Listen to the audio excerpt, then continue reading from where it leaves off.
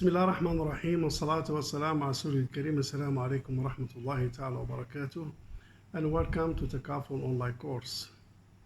And we have started in the last sessions talking about the Sharia contract, and we have highlighted the different Sharia contract that could be involved in the structures of Takaful and the business model of Takaful.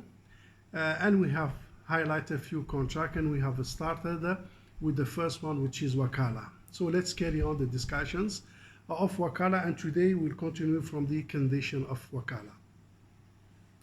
So again, we have highlighted that Wakalah is a kind of delegations to the from the participant to the Takaful operator to carry on the activities of a business affair of the Islamic insurance, which include the protections and investment and saving.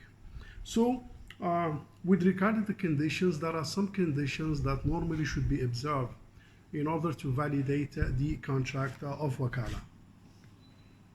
So the first one is that the agreement or the contract agreement must be concluded based on the mutual consent of the two contracting parties.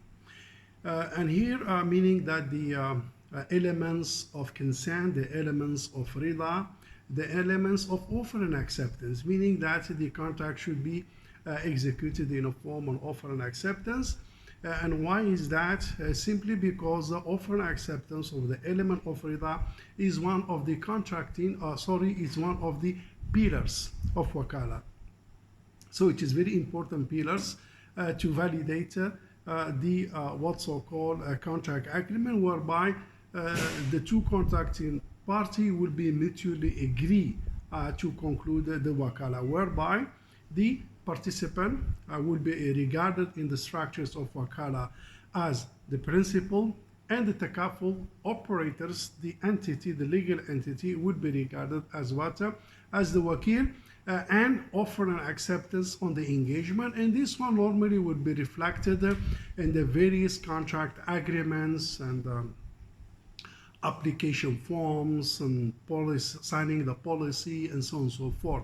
As you know, the Takaful operator, when they start to onboard one participants to the pool, so there are some procedures to do that, application form, filling up all the forms, agree on the contributions, and go to the policy and so on and so forth. So that kind of engagement and signing off represent from a Sharia standpoint as an acceptance to determine conditions that govern the what's so-called relationship between the contributors and the participants, and from the other hand, or from the other side, the Takaful operator, which include Wakalah as well. So this is the first point, or the first conditions, mutual agreement between the two parties in the Wakalah contract.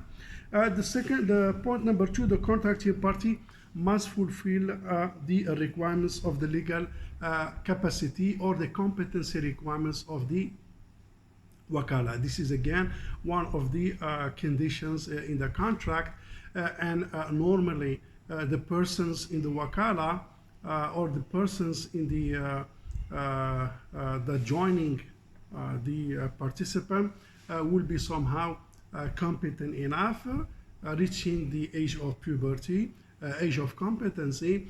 And in case the policyholder is below the age of competency, normally it will be under his guardians, his what's so-called wali, his parents, his family member, that basically will take care of the other legal aspect in order to validate the legal engagements between the participant and the Takaful operator.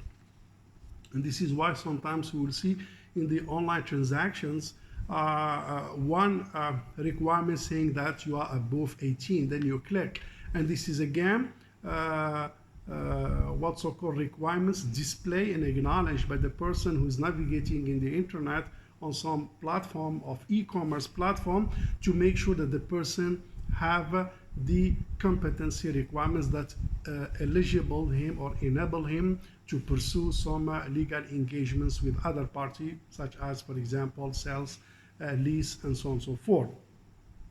So that's the requirements of the capacity. The other condition is that the subject matter must be known to both parties. And here the subject matter basically is the underlying engagements of the business of Takaful, whereby in one hand there is a contributions from the what's so called participant, or on the other hand there is what's so called some cover, or there is a kind of service to be provided by the Takaful operator. It could be in a form of saving, it could be in a form of an investment, it could be in a form of protection. So that's the underlying, and normally all the information are disclosed. Contributions is disclosed, the Wakalah fee, which is the commitment of the participant, is disclosed, the term and conditions is disclosed, the policy is disclosed. Actually, the entire certificate and the policy with the local documentation related are disclosed to the customers or to the participant, and based on that he will give the sign off. So in other words, the Takaful operators and the participant both understand, know what's the subject matter of this Wakalah.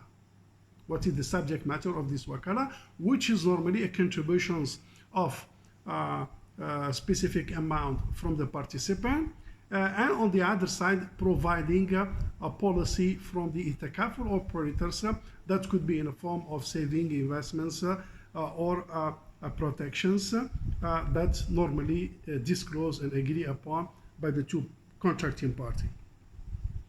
Now, the other requirements in Wakalah is that the dispositions must be permissible, and therefore it is not allowed to appoint an agent to perform non-permissible actions, meaning that the delegation that you are talking about should be permissible by Sharia in order to validate the Sharia contract of Wakalah. And as a result of that, as we mentioned, something which is not permissible to act, so it's not allowed to appoint the agents to perform that kind of exercise or that task and functions.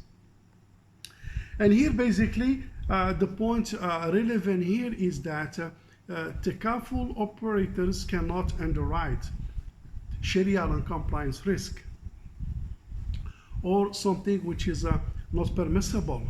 And this is based on the mandate of the Wakalah, number one.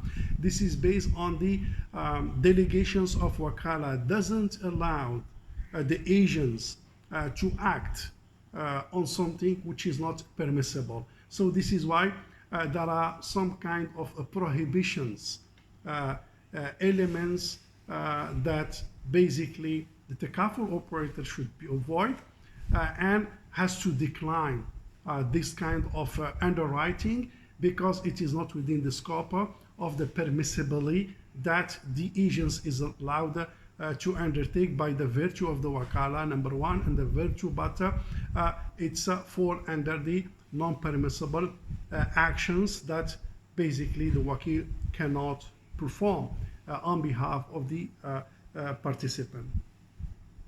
The other point that we'd like to highlight is that the subject matter accommodate the representations such as sales, lease, and so on and so forth, which means that in some cases, I think we have highlighted this point, is that sometimes the delegation doesn't accommodate representations, so it will be dropped from the scope of the Wakalah, and as a result of that, the Wakil will just act according to whatever actions that accommodate the representations. Like, for example, sell, you sell on his behalf, lease, you lease on his behalf. Now, when it comes to the Takaful operators, basically the Wakil or the Takaful operator will be acting within the mandate of the business model of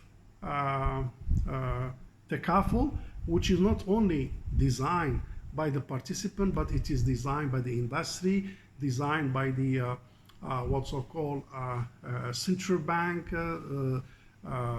designed by the different stakeholders and players in the market, including the Sharia boards and other basically experts in the industry that at the end of the day form and design the entire holistic framework and business model of Takaful. So that's where the Takaful operators will be acting, will be performing, will be acting representing the what's so called the participants in carrying out this kind of Wakalah on behalf of the what's so called participant. Of course, in this exercise, there are possibility that it will be sale transactions, lease transactions, sub-Wakalah transactions, and so on and so forth. That activity which is within the mandate, within the scope of the Takaful operators by the virtue of the law, regulations, standards, and business practice, which normally the Takaful operators will perform and the participant agree and on that kind of business model. So this is in overall, briefly, the overall conditions of Wakalah, and we have seen it how it is applied somehow directly or indirectly in the Takaful business model. With that, thank you very much, and we shall carry on the remaining discussions of Wakalah in the coming session. With that, thank you very much, and assalamu alaikum wa rahmatullahi ta'ala wa barakatuh.